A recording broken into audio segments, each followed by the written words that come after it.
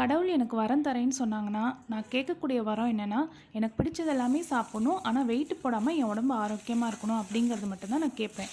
ஏன்னா, நெறைய பேர் பார்த்தீங்கன்னா, நல்ல ஆயில் ஐட்டம் அது இதுன்னு சாப்பிடுவாங்க. ஆனா வெயிட்டே போடாது.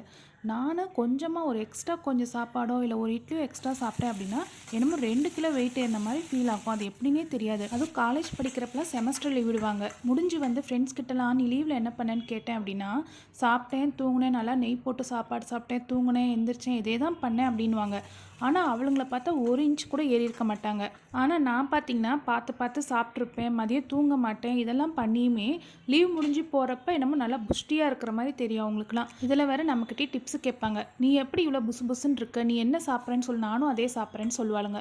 நான் சாப்பிட்றதெல்லாம் சொன்னா அவளுங்களுக்கு அவ்வளோதான், பசியிலே மயங்கி விழுந்துருவாளுங்க. நான் சாப்பிட்ற அளவுலாம் அவங்களுக்குலாம் ஸ்நாக்ஸ் சாப்பிட்ற மாதிரி. காலேஜ் முடிச்சு 10 வருஷம் ஆனாலுமே, இன்னமும் இந்த மாரி ஒரு வரம் கிடைச்சா நல்லா இருக்குமேன்னு தான் தோணுது. உங்களுக்கு இந்த மாரி தோணியிருக்கான்னு கமெண்ட் பண்ணுங்க.